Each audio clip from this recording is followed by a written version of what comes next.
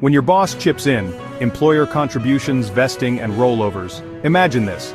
You've started contributing to your 401k plan, you've picked your percentage, you've seen that deduction on your paycheck, and you feel pretty good knowing you're saving for your future.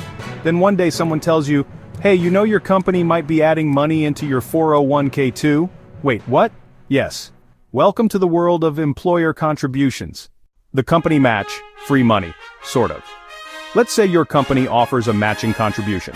That's money your employer gives you based on how much you put in. Think of it like this. I'll put in 5% of my pay. Company, cool, we'll match that with another 5%. Or maybe they only give 50 cents for every dollar you put in, up to a certain percent. That's still free money you didn't have to earn the hard way.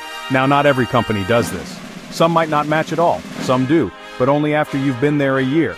And some get creative, forcing that match into company stock, not so common these days.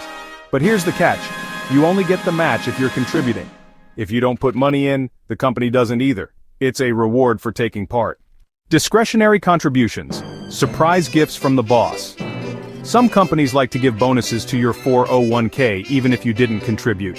These are called discretionary contributions and they often depend on company profits. For example, let's say it's been a good year. The company crushed its goals. At the end of the year, they might drop a percentage of your salary into your 401k just because you didn't ask for it. You didn't have to contribute. It's like a thank you that shows up in your retirement account. But be warned, they might do it one year and skip it the next. Vesting, when the money actually becomes yours. Now you might be thinking, cool, I've got all this money in my 401k. Well, kind of. See, there's this thing called vesting. It decides how much of the employer's money is really yours to keep. You always own 100% of the money you put in. But the company's match, or that bonus contribution, you might have to earn that over time. Let's break it down. Cliff vesting. Imagine a cliff. You walk along the edge for a few years, getting nothing. Then suddenly, boom, you get all of it at once. Example, if your company uses a 3-year cliff schedule and you leave after 2 years, you lose all the company money. But if you stay until your 3rd anniversary, you get 100% of it. Graded vesting, this one's more gradual, it's like climbing stairs. You get a little more each year, year 2, 20%, year 3, 40%, year 4, 60%, year 5, 80%, year 6, 100%. It rewards people who stick around longer, but at least you don't lose everything if you leave early. Vesting credit, how time is counted. So, how do you know if you've earned a year of service? There are a few ways. Hours worked, 1,000 hours in a year usually counts. Credited months, some plans just count if you worked 1 day in a month. Elapsed time, some don't care about hours or months.